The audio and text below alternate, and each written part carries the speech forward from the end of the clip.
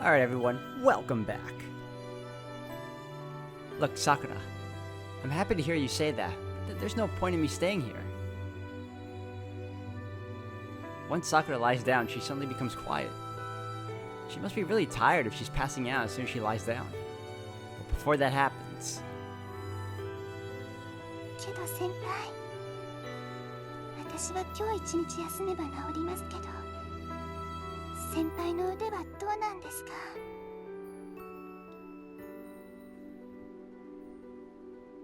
She starts talking to me again.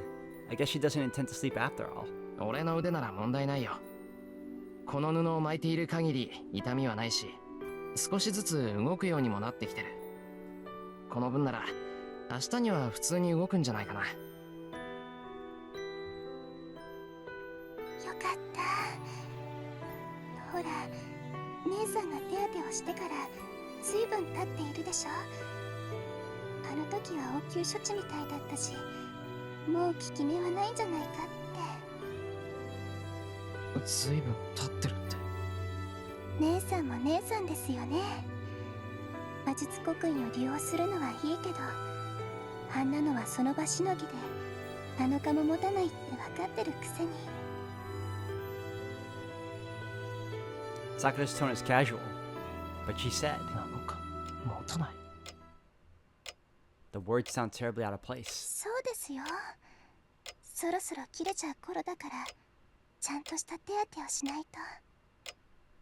私の魔術じゃ根本的な解決はできないから、今度ライダーにいいアイディアがないか聞いてみますね。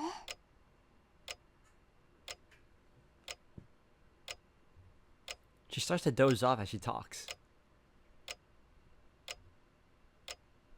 I can't think of anything to say. All I can do is convince myself that she made a mistake because she's falling asleep. 先輩、そこにいますよね。ああ、ちゃんといる。よかった。そばにいてください、先輩。一人になると怖い夢ばっかり見るから、ちゃんと私を。Sakura's eyes slowly close. I hear her breathing become slow and steady once she falls into a deep sleep. I turn off the lights and quietly leave the bedroom. Dark stormy clouds fill my heart in contrast to her tranquil expression. ちゃんと私を見張っていてください。 Just as she's about to fall asleep, I can't help but feel that she said that unconsciously.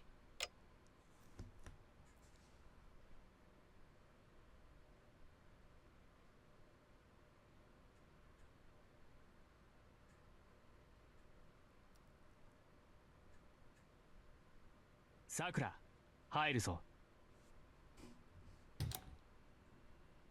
He opens the door without waiting for a reply. He's never waited for his little sister to answer before opening the door. なんだ、まだ帰ってきてないのか。本当に困ったもんだな、あいつ。Actually, you're gonna cause more trouble again, Shinji. He clicks his tongue and steps into the room. Shinji Mato paces around his sister's room like a blind dog, running his nails along the walls. さくら、今日も地下か？ああ、僕を差し置いて、また下で何かやっているんだろう。Nobody answers his repeated questions. There's no one else in the room. His sister hasn't been back home for the last few days. Shinji keeps pacing around the room, even though he knows full well that its resident isn't here. いつも通り。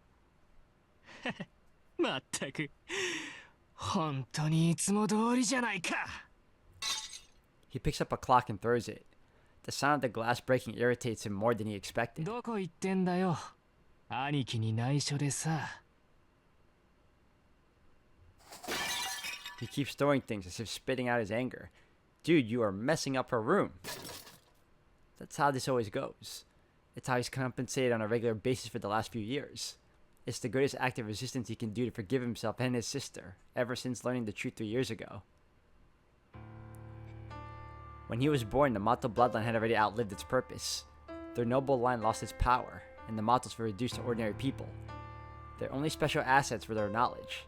A once great lineage of arcane scholars met its obscure end in the Orient. He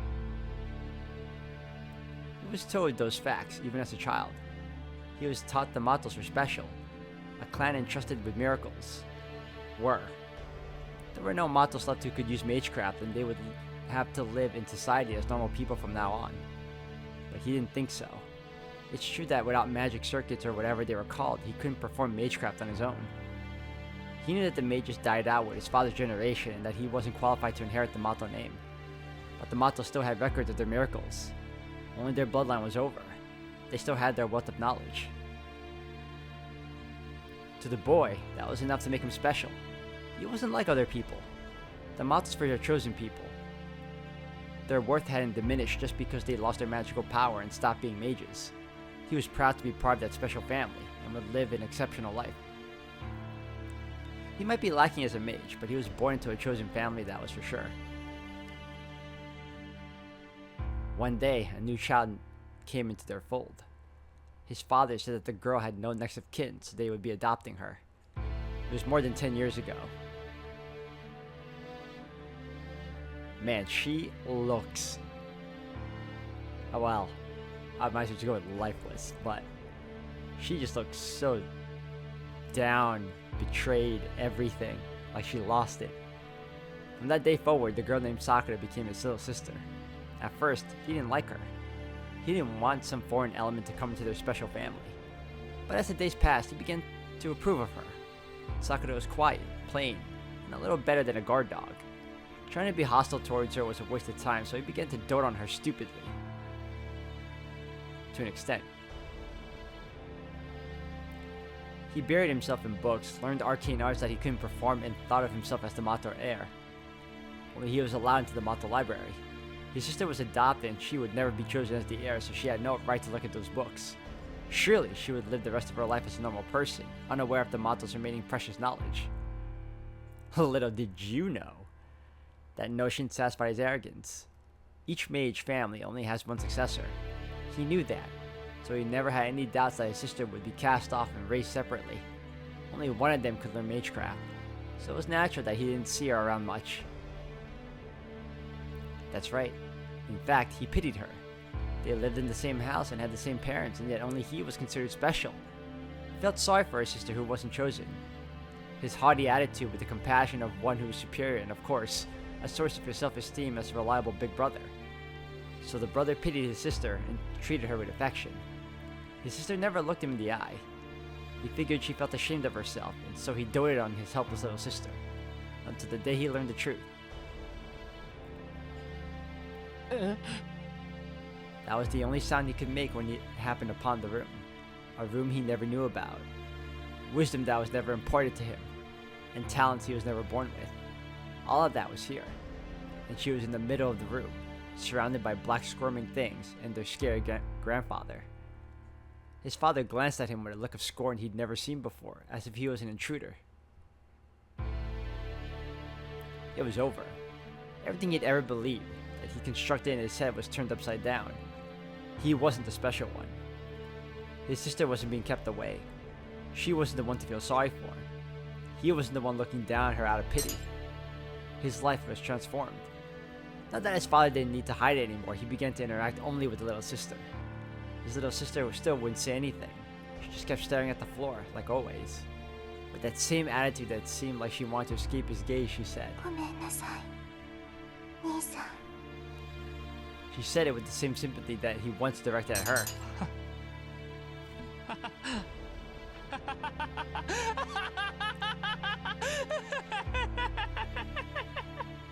Yeah, your backstory isn't gonna get me to feel sorry for you, dude. You were still an ass from the get-go.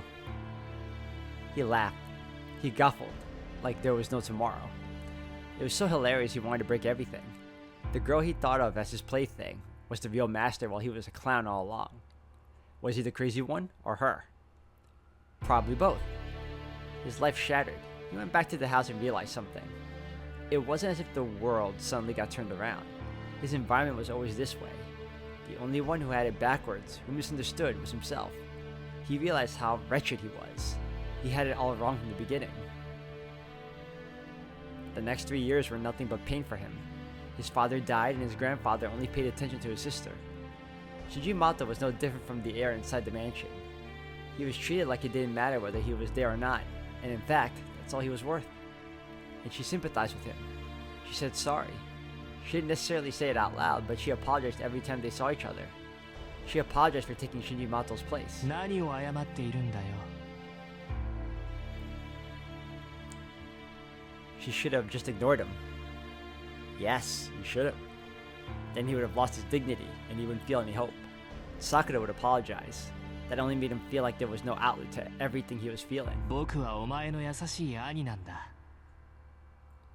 他の誰よりも頼れる、ただ一人の兄なんだぞ。 You're not sounding like one. In light of his humiliation, surely there was nothing wrong with him treating her this way. なんだあいつ、まだエミヤんところに嫌がるのか。お前はマトウの後継者だぞ。マトウの後継者だぞ。尊きマトウの後継者なんだぞ。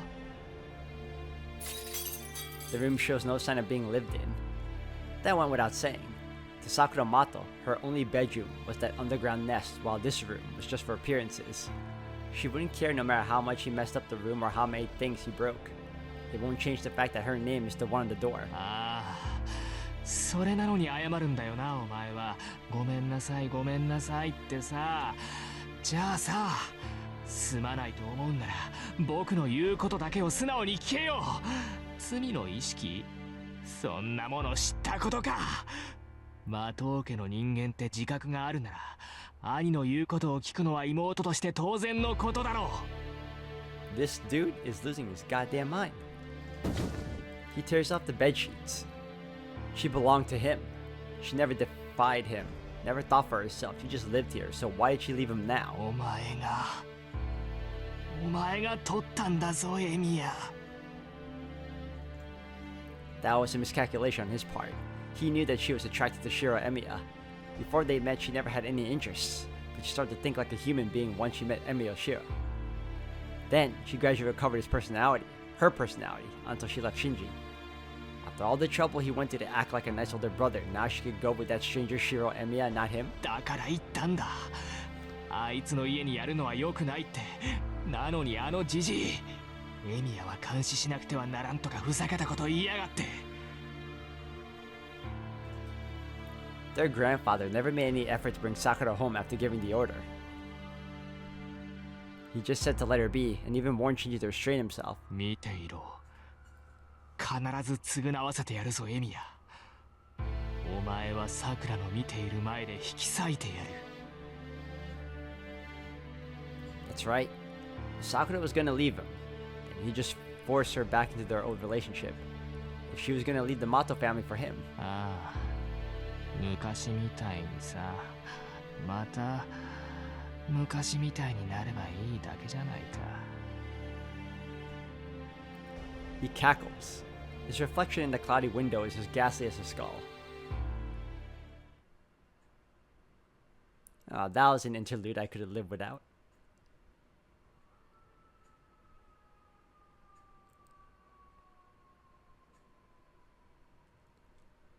It's evening now. Tosaka seems busy and Sakura's asleep, so I'll make dinner. My left arm can move, albeit slowly, so it shouldn't stop me from cooking simple meals. カジキの唐揚げと、あとは肉じゃがかな、これは。I check what we have in the refrigerator and decide on tonight's menu. With 2 new mouths to feed, our ingredients go quickly. I'll have to make some time tomorrow to go downtown for groceries. いただきます。 Everyone seems excited to see that dinner's ready and waiting for them in the living room. I wonder where Ryder is, but she luckily has her reasons for being absent. Ryder's priority is to protect Sakura. Maybe she doesn't want to have too much contact with Tosaka, who could become an enemy. 後で食べに来るかな、ライダー。 If she doesn't come over, I'll pack a meal and bring it to her later. She doesn't seem to like being around other people, so she'll probably be in the shed of the dojo. へえ、シロってこういうのが得意なんだ。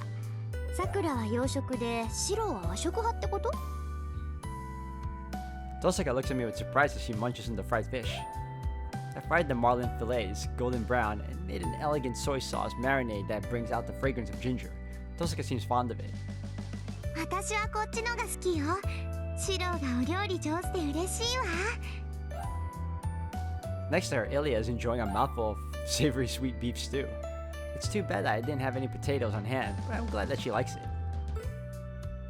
But Sakura is holding her chopsticks looking confused. さくら、どうした？食欲ないのか？あ、食欲はあるんですけど、その先輩、この肉じゃがお砂糖入ってませんよ。味付けが変です。Did I really make such a rookie mistake with beef stew of all things? ちょっと待った。I taste the beef stew from the pot in the middle of the table. That's odd. This is how I always season it. さくら、なんか変かな、これ。変ってこれお砂糖と塩が逆になってませんか？甘みが全くないんですけど。そう？肉じゃがってこういう味でしょ？そりゃ隠し味らしきものが入ってるから他のとは違うけど、ちょっと真似できない味よこれ。私は初めてだからわからないけど美味しいよ。ちょうどいい甘さで食べやすいし。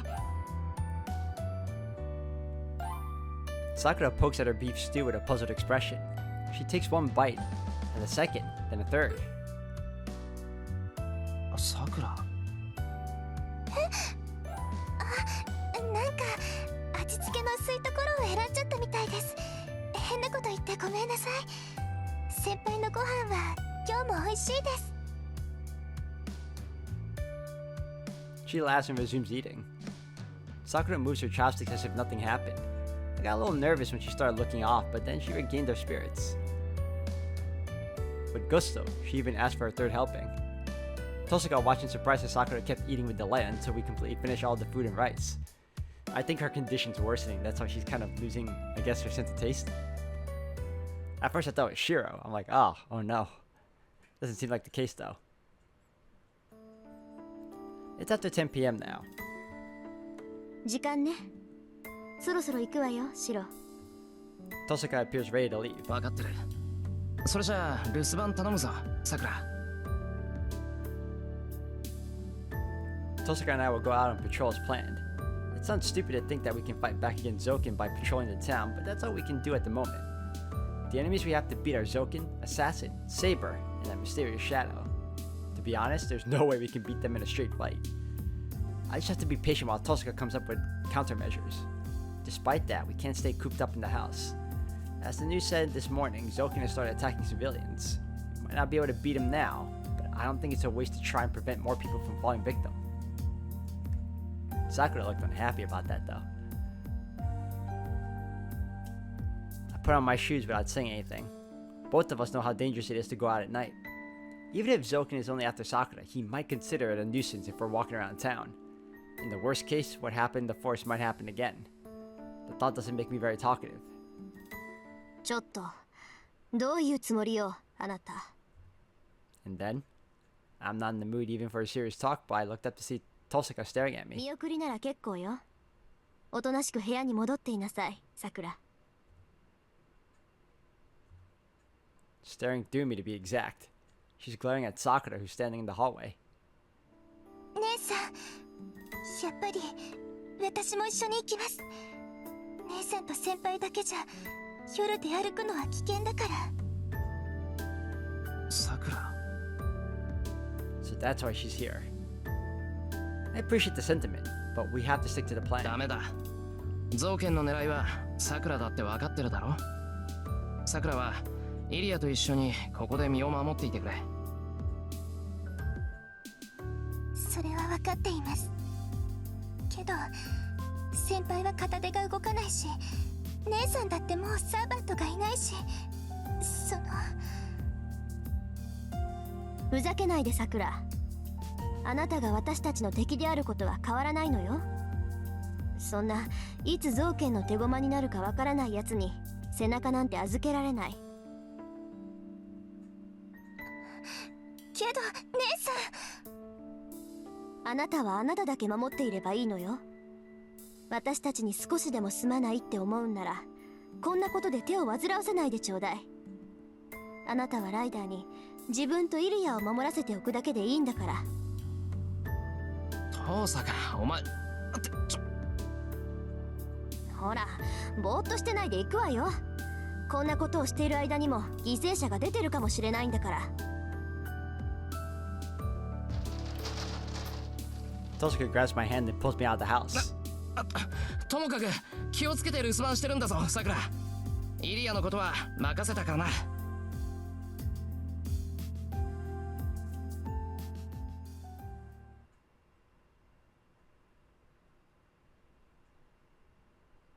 おい待てってば遠坂、ちゃんとついてくからいい加減手を離せ。ぐずぐずしてるそっちが悪いんでしょ。Tosaka releases my hand and stops power walking. 何よその顔。言いたいことがあるならはっきり言ったら。 She's being like this now, all rushed and weirdly belligerent. Good grief. If you're that self-conscious about it, then you didn't need to use that tone with her, idiot. じゃあ言うぞ遠坂、さっきのことだけどさくらにあんまりきついこと言うな。さくらだって好きであんな体なわけじゃないんだ。分かってるわよ。けどだからこそはっきり言わないといけないでしょ。半端な態度を取ったらそれこそ造形につけ込まれるだけでしょ。私はさくらに同情していない。だって造形の操り人形とかマトウに引き取られたこととか、そんなの私には関わりのないことだもの。あの子自身の問題に私が口を出してもしょうがないしね。遠坂、いい？私があの家にいるのはさくらじゃなくてあなたがいるからよ。私の目的は聖杯であってさくらを助けることじゃない。そのためにはさくらを監視するし嫌われたって構わない。だからさっきみたいなことも言うし、これからもさくらを敵として扱うんだから。 There's that tsundere heart of hers. じゃあ遠坂はさくらに嫌われても構わないっていうのか。今は赤の他人だから関係ないって。そうよ。それに文句があるの、あなたは。バカ、そんなのあるに決まってるだろ。That's so like Tosaka. She's normally so bold and decisive, but right now I can see her clenching her fist and trying her best to convince herself. 分かった。遠坂がそう振る舞うって言うなら好きにしろ。遠坂がどんな態度を取ったところで気持ちはちゃんとさくらに伝わってるんだしな。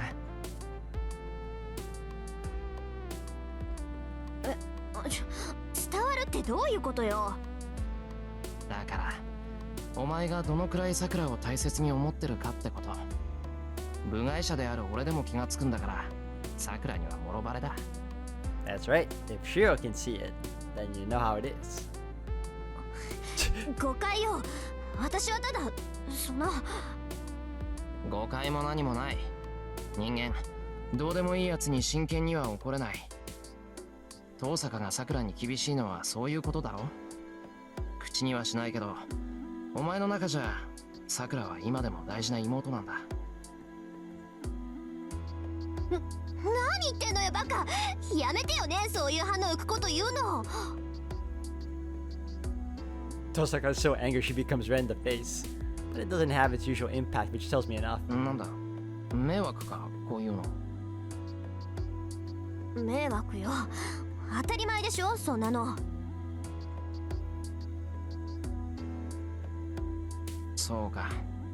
じゃあ迷惑ついでに言っとく。俺は遠坂とさくらには仲良くしてもらいたい。さくらは遠坂が好きで遠坂だってさくらが好きなんだから今みたいにぎこちないのは気に食わない。あのね、私はさくらを敵として見てるのよ。仲良くなっても仕方ないし、それに第一、今さらどうやって仲良くなれって言うのよ、あんたは。どうやってって、今のままでいいんじゃないか。自信持てよ遠坂。お前俺から見てもいいお姉さんだぞ。無駄話はここまでよ。とりあえず今朝のニュースでやってた現場に行くんだから。 Tosaka spins on her heel and stomps off. I follow her with an absent-minded sure. But then, シロ、 she says my name without looking at me. その、ありがとう。今のなんか嬉しかった。 And grumbles embarrassed. Look at that. There's no one at the Central Park. It isn't particularly crowded even during the day, and now it's extra quiet after last night's murders. The park wasn't built as a place to rest between the office buildings. It's no different from an undeveloped wasteland. 殺人事件か。世間じゃ事件じゃなく事故って扱いみたいだけどね。まあ確かに誰が死んで体のどこがなくなったのかいまいちわからないんじゃ、殺人って呼び方も怪しいか。 There are still bloodstains in the grass. Quite a lot of blood spilled in 4 separate areas. There's some distance from the blackened ground, probably because the victims had tried to run away. 遠坂、お前はこれが造剣の仕業じゃないって言ったけど、どうだ、現場に来て印象は変わったか。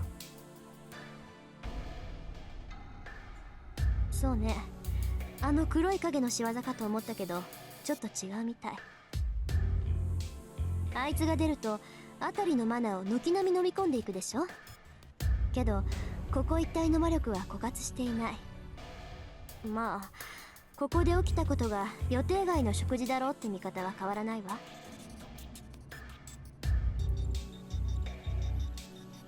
That's all we managed to learn from the scene. We leave the site of the tragedy. We don't find anything else of note in Shinto. Given how conspicuous last night's incident was, it's possible that Zokin's group is trying to keep a low profile tonight. It's almost midnight. Tosaka and I head home feeling a cool breeze from the riverbank. I ask her a question on the way. 遠坂、さくら、マトウの後継者なんだよな。I've been curious about something for a while.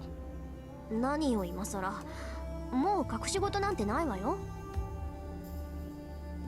いや、そうじゃなくて、後継者ってことはさくらも魔術師なんだよな。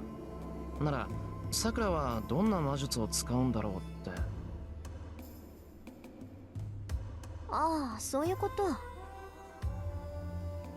そうね、マトウの魔術は戒めとか強制とかそういうものだって聞くけど、レイジュだってマトウがいなかったらできなかったって言うし。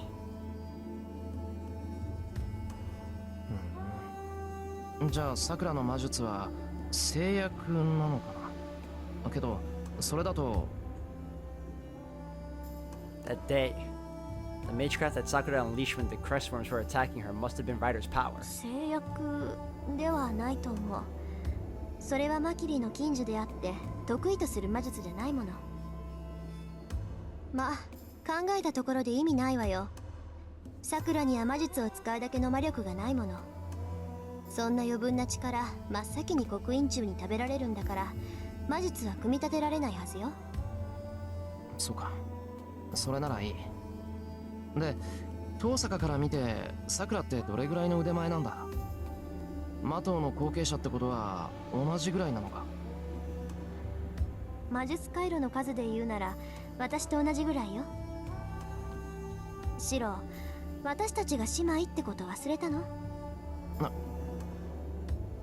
Right. Now that she mentions it. That's why the Matos adopted her to begin with. じゃあやっぱり遠坂と同じぐらい。どうかしらね。私が五大元素でさくらは架空元素だったらしいわ。けどマトウは水属性だから無理やりそっちに変えられたのよ。鳥としてなら大空を飛べたものを無理やり海中に入れたらどうなると思う？死ぬか、それとも。そう、海中に適応する体を得るだけで精一杯よ。